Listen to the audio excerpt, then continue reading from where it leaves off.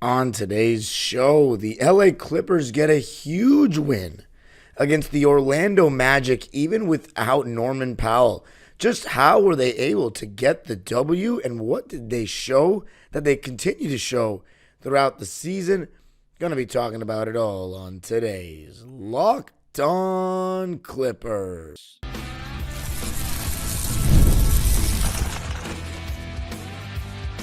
You are Locked On Clippers, your daily Los Angeles Clippers podcast, part of the Locked On Podcast Network, your team every day.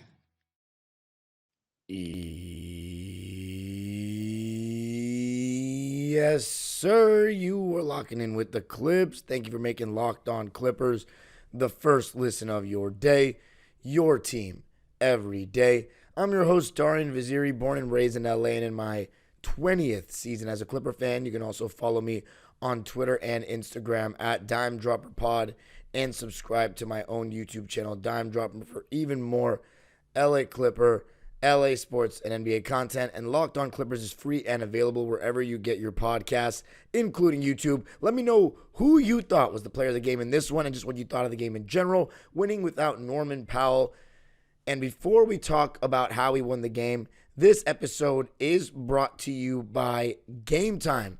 Game Time is the best place to get great deals last minute on tickets. Just download the Game Time app, create an account, and use code LOCKEDONNBA for $20 off your first purchase. And Locked On Clippers now has a newsletter written by yours truly. Introducing the Locked On Clippers Daily Newsletter. One stop for ultimate team and league coverage delivered right to your inbox. Sign up for free now at LockedOnDaily.com. That's LockedOnDaily.com, and start your day with the all-new free Locked On Clippers newsletter. Okay. I did not understand just how bad my voice sounded until I got on this mic right now, because I coached my championship game and we did not come up with the win, but it was recreational. It's not a huge deal, and a lot of it was because of substitution rules and stuff like that. So shout out to all my players or the parents of the players if anyone listens. But yeah, my voice is, apologies for my voice, people. I was not able to be at the game on Wednesday night, but a good win it was indeed, huh? How about breaking a 6-game winning streak for the Orlando Magic with a 104-93 double-digit win for us in commanding fashion? And we did it with the next man up mentality, the leadership of James Harden and playmaking of him, and then our defense. But let's begin. Norman Powell out. He's our leading scorer this season. By the way, how about Norman Powell getting the swell going, the wall going? The swell is the supporter section, but before the game. You know, he's such a man of the people, doing the Meet the Player event after the game. So, Norm, I don't know. He's just been a great guy to have around, in my opinion, as a Clipper. Apparently, he's going to miss the next game as well. But considering the way we played on Wednesday night, man, we got the tools to get some wins. But it starts with James Harden, who I thought had one of his better offensive games this season. But you know what's funny? The stats really wouldn't tell you in terms of certain numbers. He had 24 points, 7 rebounds, and 5 assists. That sounds amazing, but he did shoot 5 for 14 from the field and have 5 turnovers. So didn't shoot well, turned the ball over a lot, but he shot really well from 3, and he's starting to shoot better from 3. I harped on that in the last episode. He was 3 for 6 tonight and 11 for 12 from the line. And get this, he got fouled on a 3-point shot 3 different times. I truly do not know how it happens to him every time. He gets the call. He has clearly a skill to it, and we'll take it. Clippers shot 17 for 21 from the foul line. Orlando shot 19 for 24. But here's also the difference in the game was right here. We shot lights out from 3. 11 for 22 as a team, 50%. Now, that's not that many 3-point attempts. And the Orlando Magic, mind you, are the second best defensive team in the league by defensive rating. We're 6th. But you know where they really struggle even more than us? Offensively. In many ways, they're very much like the Clippers right now. Their best players out, Paolo Banchero. They have a lot of good athletes. Really great defensive ball pressure that was forcing a lot of turnovers on us, including the 5 on James Harden, but also 5 on Kris Dunn, who was super loose with the ball. I'll sing his praises later. And then Ivica Zubac with 4. You know, a lot of guys, even Terrence, 2 turnovers. Just very loose with the ball, but also because they're putting on such good defensive ball pressure. But we found a team in which their offense is honestly even worse. Even without Norman Powell, I wouldn't say it's necessarily worse even without Norman Powell, but James Harden was the best player on the floor tonight, and that's my main takeaway from this game. He was the best player on the floor tonight. Franz Wagner's been really playing well lately, but we forced him into 3 turnovers, only got 11 shots off. He was 5 for 11, 0 for 4 from 3. And in my opinion, I wouldn't even call myself a big fan, but I think Franz Wagner's really good. But I've watched every playoff game of his career so far, which is last year. And he just didn't quite convince me as a great scorer. He's a very good scorer, but he's averaging 22 points a game. But without Paolo, for a guy, I think eventually he'll be a guy that can average around 25 in a situation like this without Paolo. But teams still go under the screen a decent amount with him. I mean, last season he only shot 28%. This season he's shooting 34%. So teams are going to go under the screen with him. So his jump shot's not super convincing. He has that Euro step in the paint, and when he gets in the paint, he makes good passes. But in the half court, him being your number one shot creator, it's not too great. James Harden, even at age 35, he's just mastered his own game so much that to me, he's a better shot creator in the half court, in the pick and roll, and you saw that for us tonight. Because our 11 for 22 from 3, make no mistake about it. Yes, guys have to knock down shots, but who are a lot of those coming from? He was putting Jet Howard and Tristan Da Silva in the pick and roll a lot. KCP started out on him, but you knew the Magic were going to switch 1 through 4. They're playing Goga Bitadze, who was in for the injured Wendell Carter Jr. in drop coverage. And James got to some step backs, mid-ranges, but it was actually Zubac who started us out with the first 6 points of the game, so really solid stuff from him. First was a low post touch, turnaround jump hook with the left hand. Then there was another, he just picked it up off a nice James Harden scoop pass for a bank shot. But KCB started out on Harden. They're switching 1 through 4.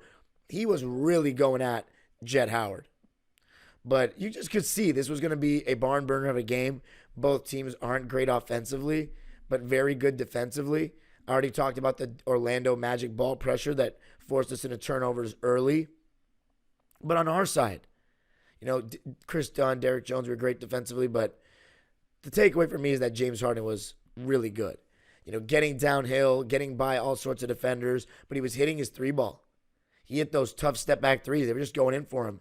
And you've wondered, when's it going to come? Because, yeah, James Harden is looking a little fatigued at times. Yes, he's getting the number one defender on the other side on him. But that doesn't mean that he still won't be able to have games of where he's hitting his contested 3-ball, the shot he's made his whole career, that step-back. We just haven't had many of them this season, if any. We're starting to get some. 3 for 6, we'll take that in a big win against an elite defensive team. So James Harden for me, and then in the third quarter, he was turning up. Had some really nice driving kicks. And also, I thought Harden's defense was really good, and he's been better the last couple of games. I thought he was active in the passing lanes, good contests, solid closeouts. So very solid there. I know I said solid 100 times, but good. Higher effort. When Harden got the third and final one of his fouls on a 3-point shot attempt, it completed a 15-2 run in the third quarter, and that really changed the game. Orlando did respond with a 9-0 run, but it was actually, I'll talk about him a little later, but KPJ had some big step backs to kind of restore order, but James Harden led us to victory for me. He's my player of the game. 24 points, 7 boards, 5 assists. Do we want the turnovers down? Yes. But I'm seeing that he's starting to find his shot just a little bit.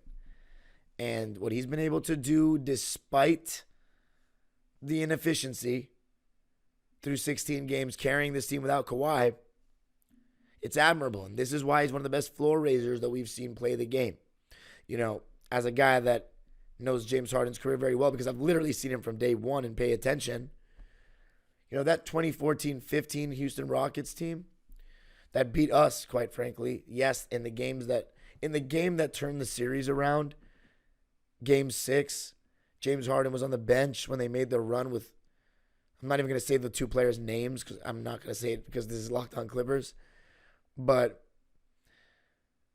that team was good, but the fact they shouldn't have been a 2 seed in that great West. James Harden really led that team. And that was before Mike D'Antoni. That was before the 5-out, 4-out, 1-in constant three-pointers due to analytics type of deal. He still floor raised that team into a 2nd seed. Should they have beaten the Clippers? No. Did they deserve it? Yes, because we choked and they took advantage. But, and even in the conference finals, those games were close against the Warriors, but Harden, he did have some high turnover games, and that team wasn't better than the Warriors. But my point was that was a great floor raising job by James. And then in 2017, when D'Antoni first came, he had Ryan Anderson, Dwight's backup, and he made them a 3 seed. So we've seen some great floor raising stuff from Harden throughout his career. And this is a job you can add to that resume, and hopefully it can continue, and it'll really continue if he's making shots like this. Sorry about my voice, guys. I'm really apologizing. But go Clips, right? We won 104.93. Clippers 9-7 coming up. Going to be talking about just the next man up mentality that we need to have and who's stepped up in the absence of Norm.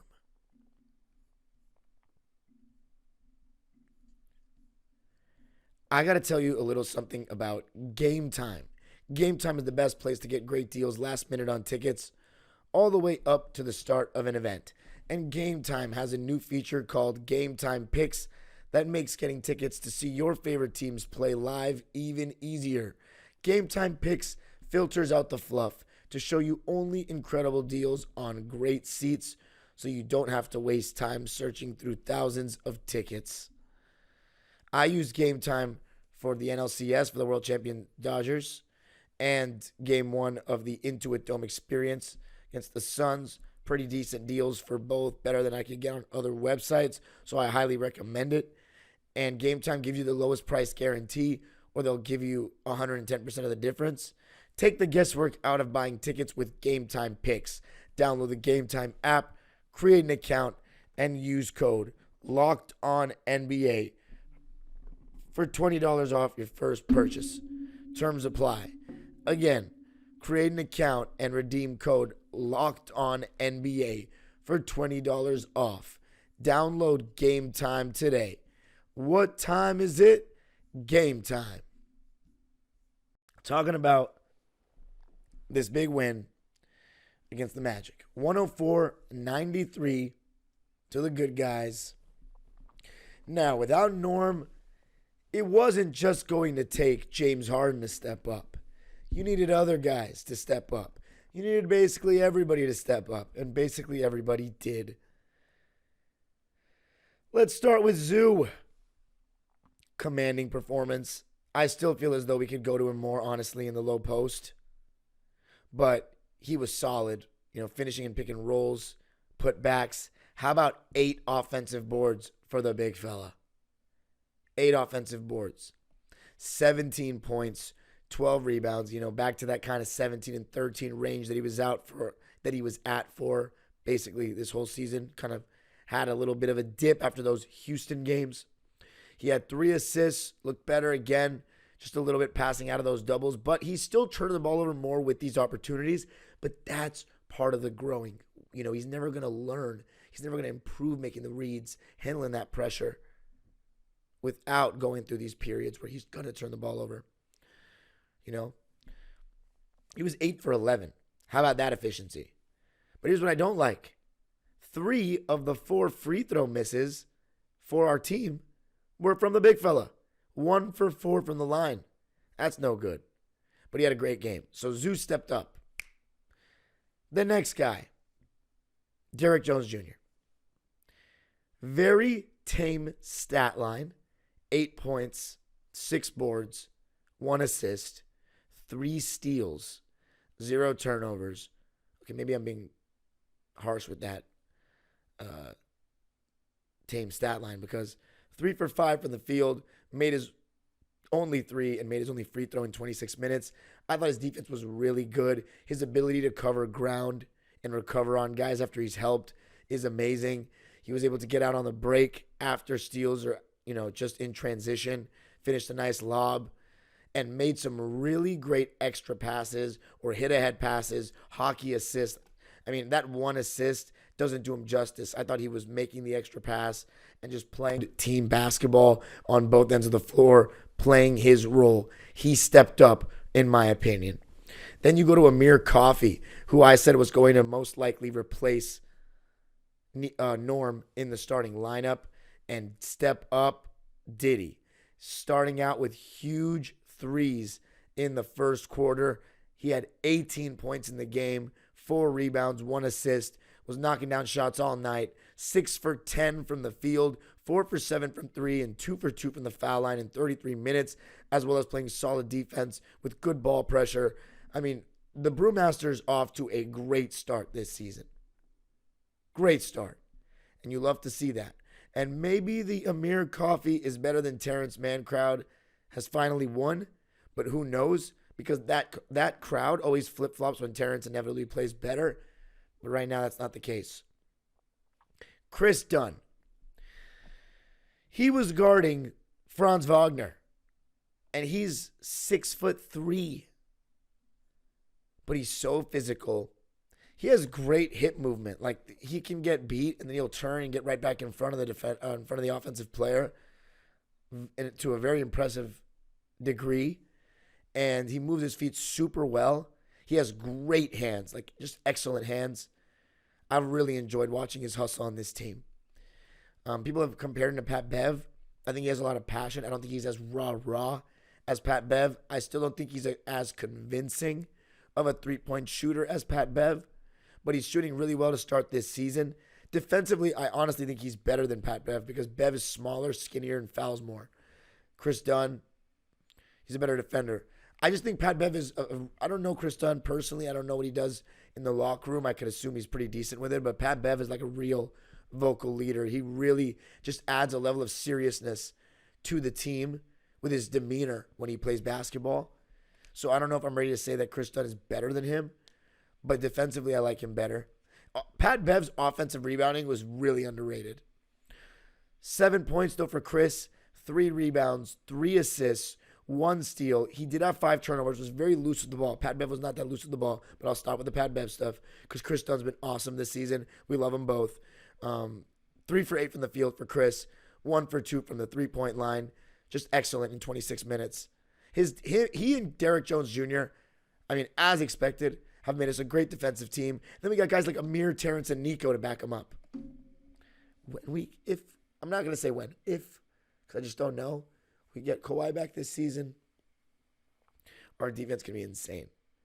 We're going to go up after this game because right now the numbers with just 16 games played, they're, very easy it's very easy for them to fluctuate to large degrees with 1 or 2 games. Jordan Miller. How about Jordan Miller? I did say if Amir Coffey starts, it's most likely going to be him. And he was really solid. Good off-ball movement, drives with intention, right place, right time kind of deal as well. Good size defensively. Showed every bit to prove that he could be worthy of rotation minutes. I just don't see it happening until someone plays bad enough that he can be taken out of the rotation.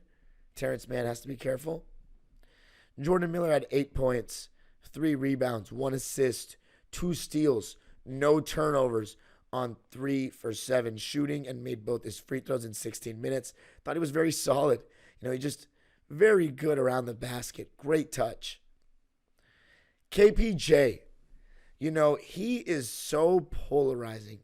Every single game, I look on Twitter, I see people saying he's been awful. Get him off my team.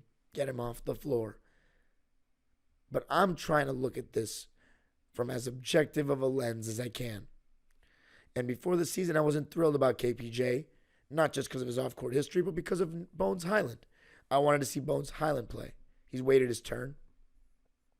But KPJ inevitably has proven more at the NBA level, and he's bigger.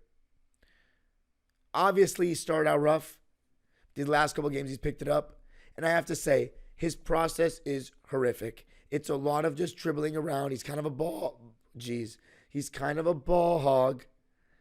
And he takes those really tough step backs. And I hate that like one-legged floater fadeaway he does in the lane. It's such a hard shot, like off balance. But I have to say, especially in that third quarter, he made big step backs to end the 9-0 Orlando run. And he has actually been playing pretty solid defense all season long, off the ball, using his hands and getting deflections. So he hasn't been a liability to any degree defensively. In fact, I actually think he's been pretty good. And overall, his efficiency was solid, and he had some nice drive and kick moments. And without KPJ's shot creation, without Norman Powell, we're not going to win games. So he stepped up massively, and I have to be objective. 10 points, 4 boards, 6 assists, 2 steals, a block. Did he turn the ball over? Yes, 3 times. But he was 5 for 10 from the field. His 3 ball still looks pretty broke, 0 for 2. But in 20 minutes of play, he gives you 10, 4, 6, 2, and 1, a +9. That's a really solid game. Next man up mentality, everyone stepped up. Terrence Mann, not so much. 2 turnovers, and when he was one-on-one when they switched, he doesn't really have a bag like that at the NBA level. He took terribly horrible, what's the word? Extremely contested, terrible fadeaways. He was 0 for 2, pretty pedestrian. He's got to be careful. He had a great game against Golden State, but at least we won. Mo Bamba, solid game again. I'm really liking what I'm seeing so far. 7 points, 4 rebounds, finally hit a 3. Had an assist. 3 for 6 on the field, 1 for 2 from 3. So outside of Terrence, and I love you, Terrence, you're still my favorite player on the team. Oh, also Nico. Really solid Nico game. Playing D, 5 points, 4 rebounds. Had that little high-low where he flashed the foul line for a mid-range jumper, catch and shoot. Love to see that. So everyone stepped up. I love you, Terrence. You're still my favorite player on the team, except for Terrence. He didn't play that great. Although if I missed something about Terrence, let me know. There was a stretch of the game where the first 2-3 minutes of the second quarter I didn't see. But Brian Siemens said himself he didn't think he played very well in the broadcast. So, matches my eye test, even though I missed those 3 minutes. But anyway, great job stepping up. And coming up, going to talk about the calling card of this team and what was so great about it.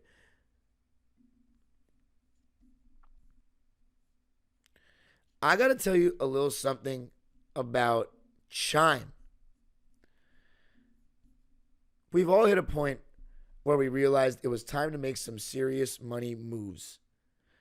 You can take control of finances by using a Chime checking account with features like no maintenance fees, fee-free overdraft up to $200, or getting paid up to 2 days early with direct deposit. Learn more at chime.com/NBA. Chime helps you make progress with fee-free overdraft up to $200. No monthly fees or maintenance fees. Over 50,000 fee-free ATMs. Eligible members get complimentary boosts to temporarily increase a friend's spot fee limit. To date, Chime has spotted members over $30 billion. Friends give friends a boost. How it works? All you got to do is set up a direct deposit in your Chime account. After a qualifying direct deposit of $200 plus, Chime will notify you to enroll in Spot Me.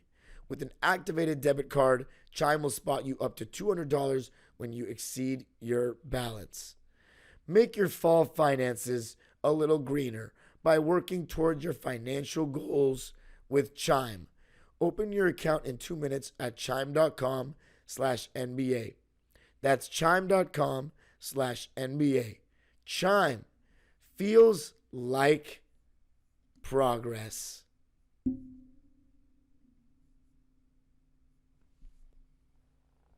All right, Clippers winning this one. 104-93.